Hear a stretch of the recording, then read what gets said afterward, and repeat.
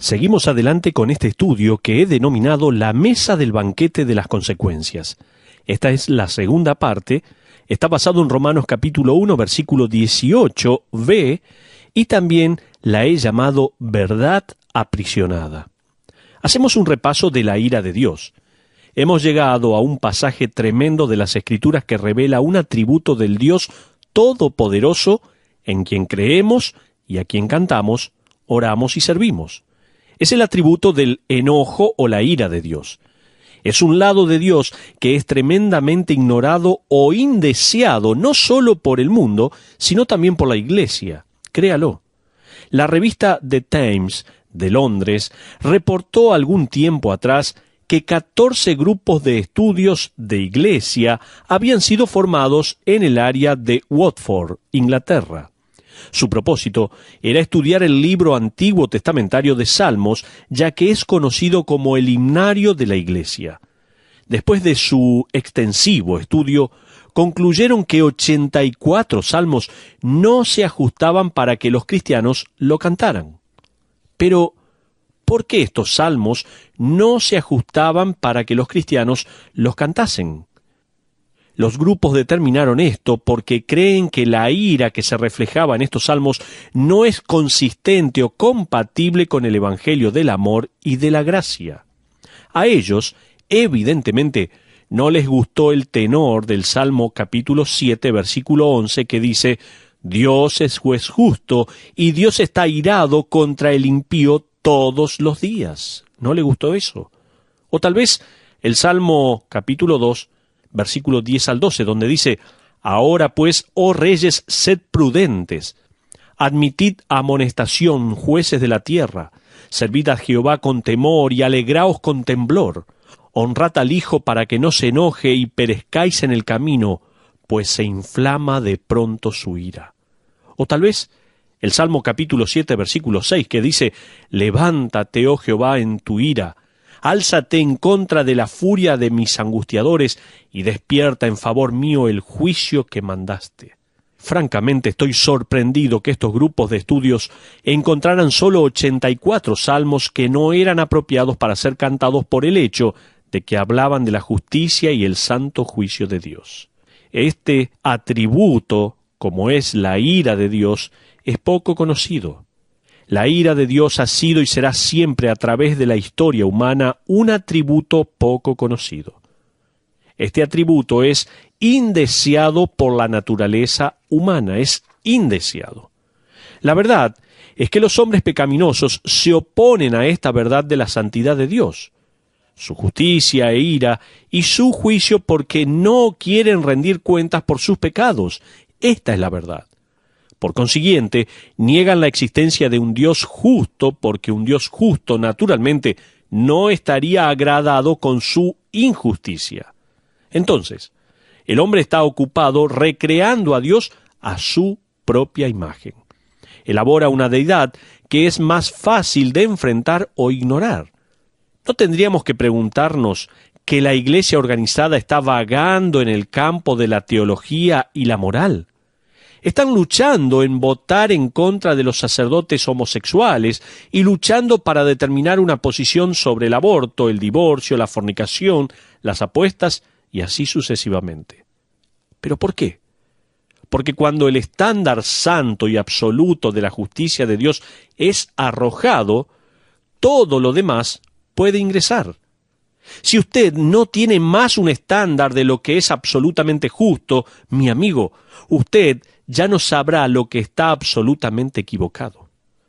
El atributo de la justa ira de Dios es un atributo indeseado por la naturaleza humana porque el hombre quiere comportarse de cualquier manera. En otras palabras, no quiere que alguien, mucho menos Dios, le diga que está equivocado en algún punto. Así es. También, este atributo no solo es indeseado por la naturaleza humana, sino también es indeseado por la religión del hombre. Esta ira de Dios es indeseada por la religión del hombre porque el hombre quiere creer en lo que quiere creer. En nuestros días de verdades relativas, sea lo que usted crea, está bien porque así lo cree. Eso es lo que se piensa hoy. De hecho, lo que una persona cree acerca de cosas espirituales ni siquiera requiere razonamiento o justificación. Todo lo que importa es lo que crea. Su sinceridad cuenta, no su razón. Así que, mientras la religión y la espiritualidad son más grandes y más populares, pero aún más confusas y diversas que nunca, de acuerdo a su fuente secular, esta es la religión a ser alabada. Un escritor dijo esto, porque es la expresión religiosa la que expresa la doctrina y el dogma y revela en la experiencia directa de lo divino, sea esta llamada el Espíritu Santo o conciencia cósmica o verdad interna. Es práctica y personal. Es más cerca de reducción del estrés que salvación, más terapéutica que teológica. Es más el sentirse bien que el hacer el bien. La mayoría de la gente aún dice creer en Dios, pero mezclan y eligen creencias religiosas y prácticas que resuenan con su propia experiencia de vida.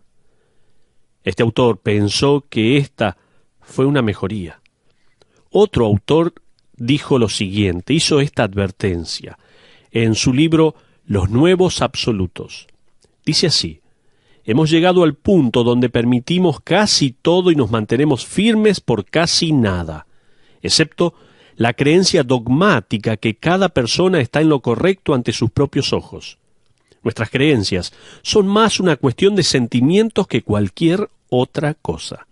Lo más importante, nuestras creencias son nuestras creencias, y lo que pensamos las hace dignas y más allá de cualquier disputa. Hasta ahí lo que decía este escritor. Así que, ¿a qué conclusión llegamos? Me pregunto.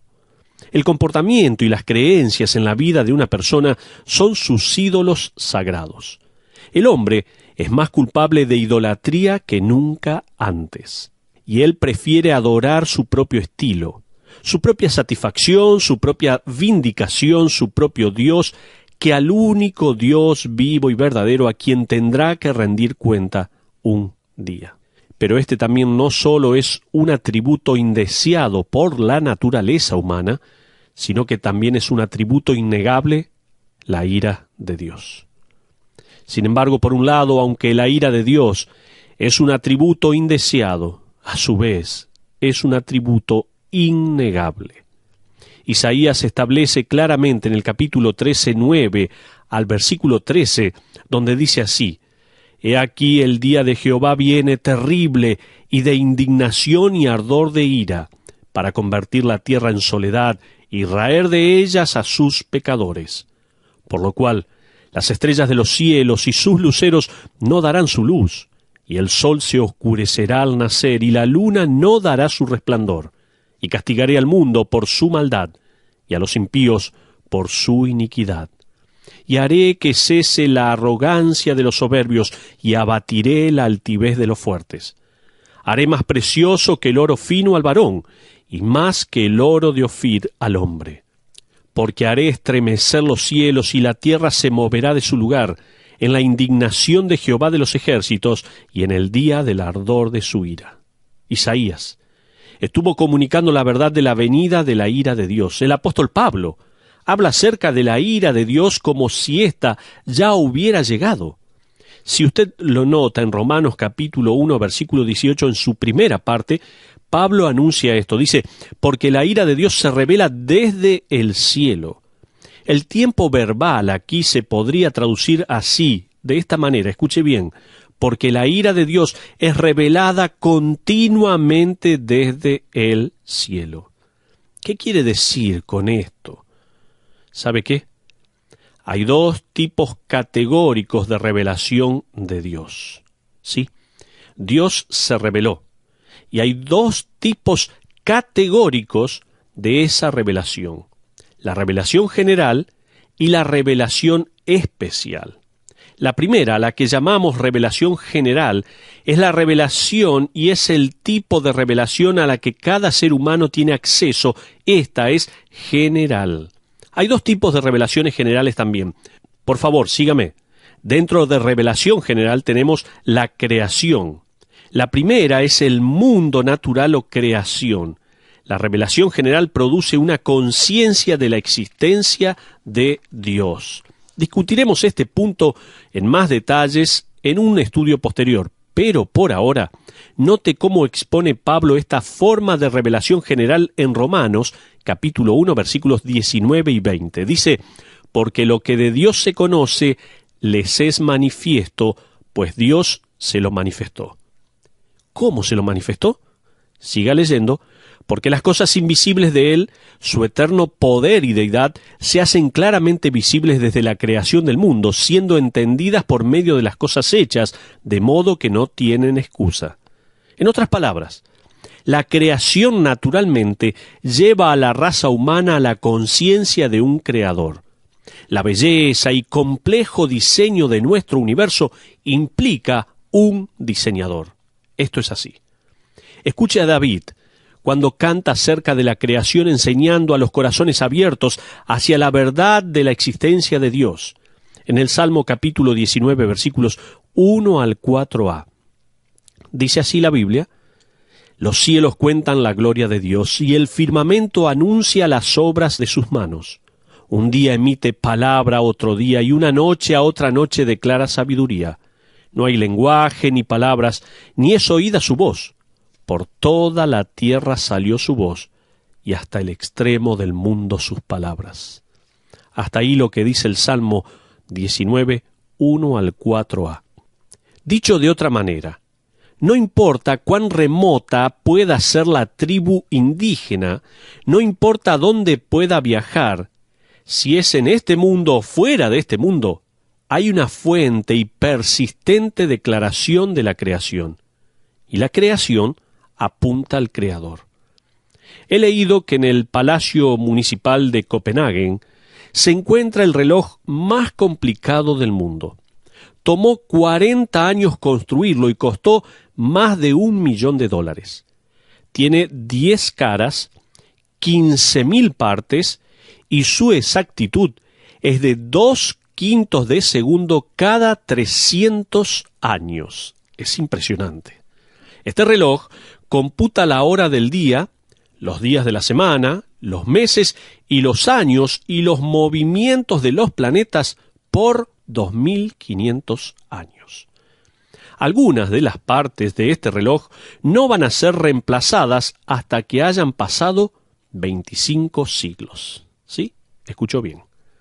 Mientras más sabe uno sobre el reloj, más llega a la conclusión que los diseñadores fueron muy inteligentes para ser capaces de diseñar algo tan sofisticado e intrincado.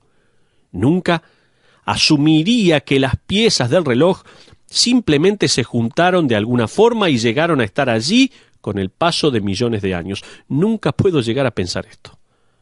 De la misma manera, aún Charles Darwin una vez admitió que la complejidad del diseño dentro del ojo humano es suficiente para hacerle considerar un creador. Tan increíble creación implica la existencia de un increíble creador. David dijo esto en el Salmo capítulo 19, versículo 1. Los cielos cuentan la gloria de Dios. ¿Se acuerda lo que leímos? Un puritano escribió también: Dios ha dejado grandes huellas digitales a lo largo del universo. ¡Qué lindo! Ese argumento es utilizado por el rey David y el apóstol Pablo. Ambos dicen que Dios existe y que todos lo saben. Veremos en este estudio lo que la mayoría del mundo hace a pesar de ese conocimiento. Así que el primer tipo de revelación general es la creación divina. Pero el segundo tipo de revelación general es la conciencia humana. Dijimos que hay dos tipos de revelación: la revelación general y la revelación específica. Dentro de revelación general está la creación divina y también la conciencia humana. Note en Romanos capítulo 1, versículo 19, donde Pablo dice así, escuche bien: porque lo que de Dios se conoce les es manifiesto, pues Dios se lo manifestó. Lo que es evidente para ellos es la creación. Lo que es evidente dentro de ellos es la conciencia. La revelación que está disponible para toda la humanidad es creación por fuera y conciencia por dentro. Mire Romanos, capítulo 2, versículos 14 y 15. Por favor, acompáñeme a este pasaje. Dice así la Biblia: porque cuando los gentiles que no tienen ley hacen por naturaleza lo que es de la ley, éstos, aunque no tengan ley, son ley para sí mismos, mostrando la obra de la ley escrita en sus corazones, dando testimonio su conciencia y acusándoles o defendiéndoles sus razonamientos. Hasta ahí la porción que estamos leyendo en Romanos 2, 14 y 15. Cuando un hombre miente, roba, estafa, fornica o asesina, él sabe sin nunca haber leído el libro de Éxodo que ha violado algún estándar desconocido. Su corazón le dice y su culpa le asegura. ¿De dónde viene este sentido de correcto e incorrecto? ¿Dónde se origina este retorcimiento en su estómago? Esta es, de hecho, parte de la revelación de Dios que le hace a un hombre consciente de moralidad. Y aún, si un hombre o mujer nunca ha leído la Biblia, ellos intuitivamente saben que está mal asesinar, adulterar y mentir. Dios ha escrito la ley en sus corazones y ha provisto una conciencia que es la voz que enseña a toda la humanidad lo que es correcto e incorrecto. Así que, la revelación general viene en dos formas. Quiero que quede claro: la creación y la conciencia. La segunda forma de revelación de Dios es lo que llamamos revelación especial. Esta forma de revelación se refiere a una comunicación explícita de Dios. Usted probablemente tenga una copia de esta. Se llama Escritura Inspirada. Mientras que la revelación general permite a la humanidad saber acerca de Dios, la revelación especial permite a la humanidad adorar a Dios. Usted necesita saber que la revelación general, por medio de la creación y la conciencia, no son suficientes para salvar a una persona. Sin embargo, de acuerdo a Romanos capítulo 1, es suficiente para demostrar que cada persona es culpable y sin excusa. Pablo, más adelante dirá en el verso 21 del mismo capítulo que, a pesar de la revelación general, el hombre todavía elige adorar a las rocas, los árboles, la luna y los dioses hechos por manos humanas, mientras que ignoran, suprimen y silencian la voz de su conciencia. La raza humana suprime la verdad de la revelación general y lo que ella revela acerca de un maravilloso Creador. Es más, agreden la verdad, niegan la verdad, resisten a la verdad. Así que hombres y mujeres, tengan Biblia o no, no tendrán excusa un día porque eligen no buscar al Creador. No van a tener excusa. En vez de ello, trabajarán esforzadamente para encubrir la verdad acerca de Dios y viviendo así, violan sus conciencias y pecan con la voluntad. También creo que todos, en cualquier lugar del mundo que ve la creación y cree en un Creador, que escucha su conciencia y desea evitar la carga de su culpa, que no se vuelve a dioses falsos, espíritus malignos o la naturaleza misma, tendrá la revelación necesaria y especial provista por Dios que le permita oír el Evangelio y así creer. Este es parte del misterio entre la elección divina por un lado y el hombre como un agente libre y moral por el otro. Un escritor dijo: no importa cuán poca luz espiritual pueda tener una persona, Dios garantiza que cualquier persona que le busca sinceramente le encontrará. Jeremías 29:13 dice: y me buscaréis y me hallaréis, promete Dios, porque me buscaréis de todo vuestro corazón. Ahí está la porción de la palabra de Dios. Pablo hace esto más claro aún cuando dice que la revelación general no es suficiente para la salvación. Él dice que debe haber revelación especial a través de la palabra de Dios, porque aparte de la verdad bíblica, nadie puede ser salvo.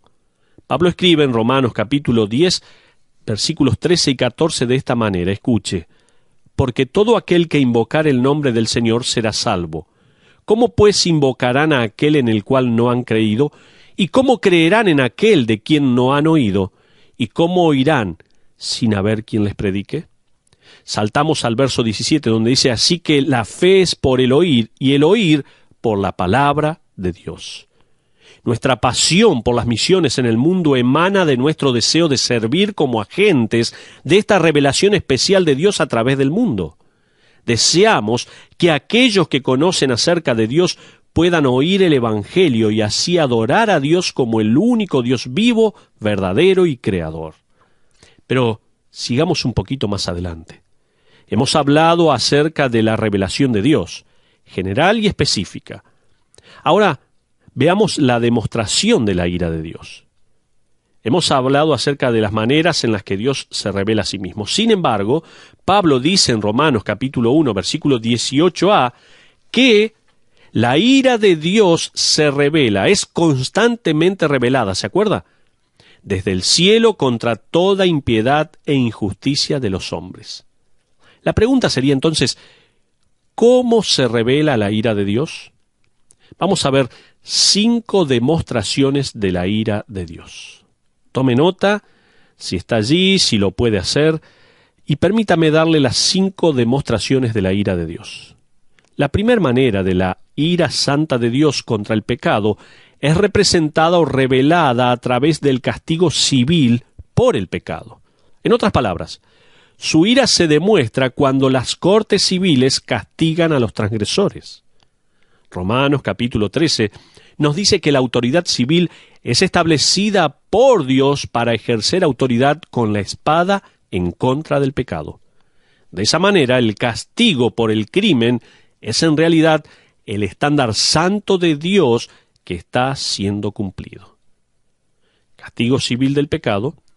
La segunda manera en la cual Dios castiga a los pecadores es a través de la construcción de una tendencia de maldad moral que produce miseria.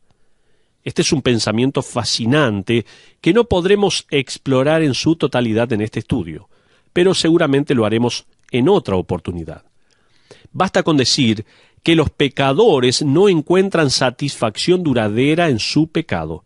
La maldad moral entonces produce miseria.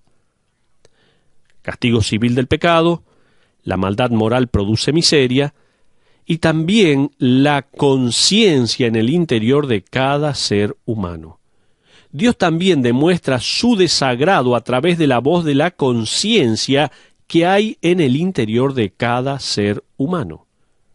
En cuarto lugar, consecuencias de quebrar la ley de Dios. Y estamos viendo aquí a través de la palabra de Dios 5 demostraciones de la ira de Dios. Dijimos, el castigo civil del pecado, la maldad produce miseria, la conciencia también en el interior de cada ser humano, y ahora en cuarto lugar, consecuencias de quebrar la ley de Dios. La ira de Dios contra los pecadores se encuentra también en las consecuencias de quebrar su ley. Esto es visto desde distintos aspectos. Por ejemplo, hay consecuencias por quebrar las leyes físicas creadas por Dios. Si usted quiebra la ley de la gravedad, a algo se le va a quebrar no importa cómo se sienta. Es como el hombre que decidió volar saltando desde el techo de una oficina en un edificio que tenía 50 pisos de alto. Se le escuchó decir mientras pasaba por la ventana del piso 20, ¡tan lejos, tan bueno! Quebró una ley. Eventualmente la ley atrapará sus sentimientos. William Barclay escribió de esta manera, escuche bien: quiebre las leyes de la agricultura y su cosecha fracasará.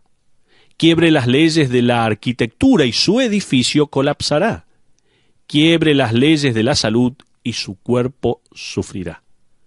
Entonces, en cuarto lugar, estábamos mencionando que hay consecuencias por quebrar las leyes de Dios.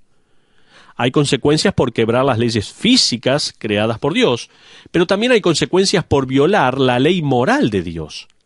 Las enfermedades venéreas proliferan, pero el mundo no quiere aceptar el mensaje que está detrás o está expresando esta enfermedad. Leí de una actriz quejándose. Ella decía así: es exasperante para mí que algo tan hermoso como dos adultos de común acuerdo comparten una cama y que esto resulte en enfermedad. ¿Sabe qué? La ley moral de Dios diseñó un hombre y una mujer para toda la vida. En el momento que usted sobrepasa ese límite, usted está corriendo el riesgo de las consecuencias. Pero también hay consecuencias no solo por quebrar las leyes físicas de Dios, no solo por quebrar las leyes morales de Dios, sino también las leyes espirituales. La Biblia dice cosas tales como esto. Escuche bien, Efesios 4:26 en su última parte. No se ponga el sol sobre vuestro enojo. Efesios 4:31, quítese de vosotros toda amargura, enojo, ira, gritería y maledicencia y toda malicia. Mateo 22:39, amarás a tu prójimo. Mateo 18:21 y 22, perdonaré 70 veces 7, ¿se acuerda? Estos versículos no son tan solo sugerencias maravillosas, son leyes espirituales que tienen sus consecuencias correspondientes cuando no son acatadas. Lea el libro de Proverbios y descubra las consecuencias físicas y emocionales para pecados tales como la envidia, el enojo, la amargura y la tacañería. La verdad es que el sufrimiento sigue al pecado. Vamos a la última demostración de la ira de Dios. Estamos mencionando 5 demostraciones de la ira de Dios: el castigo civil por el pecado, la maldad moral que produce miseria, la conciencia en el interior de cada ser humano, las consecuencias de quebrar las leyes de Dios y, en último lugar, la muerte. Finalmente, la ira de Dios se revela desde el cielo contra la humanidad pecaminosa a través de la muerte. Se nos dice en Romanos 6:23, porque la paga o la penalidad del pecado es muerte. Y de nuevo en Romanos 5:12 y 13 se nos dice así, por tanto como el pecado entró en el mundo por un hombre y por el pecado la muerte, así la muerte pasó a todos los hombres por cuanto todos pecaron. De manera que la constante demostración actual de la ira de Dios puede ser observada en todo, desde la enfermedad hasta la desesperación y la muerte. Pero antes de continuar, hagamos un repaso de lo que estamos mencionando. Hicimos un repaso de la ira de Dios y dijimos que es un atributo poco conocido, es indeseado por la naturaleza humana, es indeseado por la religión del hombre y es un atributo innegable, esta ira de Dios. Y vimos también demostraciones o revelaciones acerca de Dios, la revelación general y la revelación específica. Dentro de revelación general dijimos que está la creación y también la revelación de la conciencia. Dentro de la revelación especial estuvimos mencionando allí qué es la palabra de Dios. Y siguiendo adelante, mostramos cómo se demuestra la ira de Dios, a través del castigo civil, de la maldad moral que produce miseria, de las consecuencias de quebrar la ley de Dios, de la conciencia dentro del ser humano y también de la muerte, por último. Ahora déjeme mostrarle la dirección de la ira de Dios. Ahora Pablo quiere que nosotros sepamos que la ira de Dios no se ejecuta sin un foco. Note en Romanos capítulo 1, versículo 18, donde dice, la ira de Dios se revela desde el cielo contra toda impiedad e injusticia. En primer lugar, contra la impiedad. En otras palabras, la dirección de la ira de Dios es dirigida en primer lugar contra la impiedad. La palabra griega para impiedad es asebeia. Esta palabra normalmente se refiere a la rebelión y el deshonor o impiedad contra Dios. Pero también es dirigida esta ira de Dios contra la injusticia. Ahora, la palabra para injusticia viene de adiquía, que normalmente se refiere a las acciones injustas de la raza humana en contra de otras personas. La causa es impiedad o la falta de respeto hacia Dios. Los efectos se notan en la manera en que la gente trata a otra gente. En otras palabras, la razón por la cual el hombre no puede honrar y respetar al hombre es porque él no honra y respeta a Dios. ¿Escuchó bien? Dijimos que la razón por la cual el hombre no puede honrar y respetar al hombre es porque él no honra y respeta a Dios. El problema no es el racismo. Este es solamente un síntoma. El problema es rebelión. La rebelión contra Dios produce racismo entre la gente. A todo lugar del mundo que he visitado y viajado, he descubierto prejuicios y odio entre los grupos de personas. Los japoneses y los chinos no se quieren entre ellos. Los bosnios y los serbios se odian entre sí. Las tribus africanas se odian. Los árabes y los judíos no se pueden llevar bien. Los negros y los blancos en Estados Unidos tienen sus barreras también. Y he descubierto que los ingleses y los franceses no se quieren entre ellos. Sin embargo, ese no es el problema real. Su odio por el otro es el síntoma de un problema más profundo. No es cuestión de relaciones humanas, es una cuestión de relaciones espirituales, porque hay impiedad contra o hacia Dios, hay también injusticia hacia el hombre. Ya que el hombre no está bien con Dios, consecuentemente no está bien con otras personas. El sistema de este mundo constantemente insiste en encontrar una manera para hacer que la gente se trate mejor unos a otros. Pero el mundo no puede lograr mucho. Sin embargo, cuando un hombre o una mujer están bien con Dios, también puede estar bien con los demás. En último lugar, el rechazo de la ira de Dios. Ahora, de acuerdo al apóstol Pablo, el ingrediente común regado por impíos e injustos por la raza humana pecadora, no importando en qué parte del mundo están involucrados en un rechazo sistemático de la verdad. Dios se ha revelado a sí mismo a través de la revelación general, es decir, creación y conciencia. Pero la raza humana, dice Pablo, en la última parte del versículo 18 de Romanos capítulo 1, detienen con injusticia la verdad.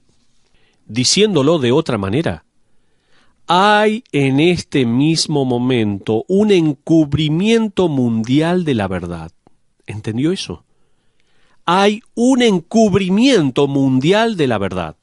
La verdad es detenida.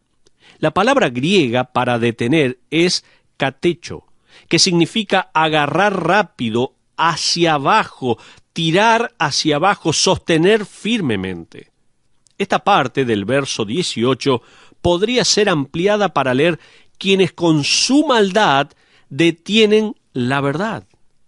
La Biblia de Jerusalén traduce esta frase, escuche, quienes mantienen la verdad aprisionada en su maldad. La verdad es aprisionada, tirada hacia abajo, sacada de la vista, pero aún así, la verdad de la creación de Dios anuncia las noticias de un creador, y la conciencia del hombre le susurra que hay un estándar santo que el hombre debe seguir. Algunos oirán y estarán listos para oír más revelación de Dios que les lleve a la salvación. Una persona así fue una niña llamada Helen Keller. Helen, poco después del nacimiento, perdió la habilidad de ver, oír o hablar. No puedo imaginarme el horror de esa pequeña, creciendo en tal mundo silencioso y oscuro como si hubiera sido sellada en una caja con una llave en un closet. Sin embargo, como ustedes sabrán, una profesora dedicada llamada Anne Mansfield Sullivan entró en la vida de Helen y rehusó rendirse.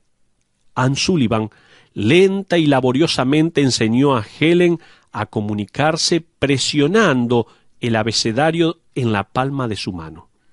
Francamente, eso me parece alucinante, lo que la pequeña Helen pudiera entender lo que significaba la presión. Sin embargo, por más de 2 años, Anne Sullivan se dedicó a enseñar a Helen a cómo comunicarse. Persistentemente enseñó a Helen letras y palabras. Finalmente, después de 2 años, la luz amaneció para hablar. Y Helen conectó la presión de su mano con la realidad. Aprendió rápidamente cómo devolver la comunicación, así como a recibir más y más información. Entonces, Ann Sullivan mandó llamar a un predicador del Evangelio. El predicador fue traído y a través de la interpretación de Ann, compartió el Evangelio de Jesucristo con Helen. Mientras le compartía, ella esbozó una sonrisa. Rápidamente devolvió la comunicación con las alarmantes palabras: «Yo le he conocido por mucho tiempo, solo que no sabía su nombre». La revelación general le dijo a Helen que había un mundo creado, aun cuando ella no podía verlo. Ella podía, sin embargo, sentirlo, respirarlo y tocarlo. Su conciencia también le avisaba cuando sus acciones eran pecaminosas. Creyó en esa revelación general y en esa revelación especial que vino en la forma del mensaje del Evangelio también creyó. Ambas le presentaron al Salvador y ella creyó ese mensaje y fue salva. Había conocido acerca de Dios, pero ahora ella supo su nombre. Le pregunto a usted que nos está escuchando en este momento. Seguramente hay muchos oyentes que están en diferentes lugares de este mundo. Le pregunto, ¿usted conoce a este Dios Salvador? Tal vez vive en medio de las montañas, en medio del campo, y la creación maravillosa de Dios le está indicando, y aún su conciencia le está mostrando que hay un Dios creador y sustentador de todas las cosas. Pero tal vez nunca conoció su nombre. Su nombre es Jesucristo. Aquel que vino a este mundo para morir en la cruz por nuestros pecados. Y dice la Biblia que si usted entiende esta verdad, cree que Cristo es aquel que murió por sus pecados y le acepta en su corazón, usted puede tener el perdón de Dios, eterno y para siempre. ¿No le gustaría orar en este momento? ¿Por qué no cierra sus ojos? Le invito a cerrar sus ojos en este momento si usted lo puede hacer. Y si no, a elevar una oración allí donde se encuentra y decirle: Dios, hasta este momento te he conocido por la creación y por la conciencia, pero en este momento te recibo como mi único y suficiente Salvador a través de la revelación de la palabra de Dios. Perdona mi pecado, te acepto como mi único y suficiente Salvador. Te lo pido en el nombre de Jesús. Amén.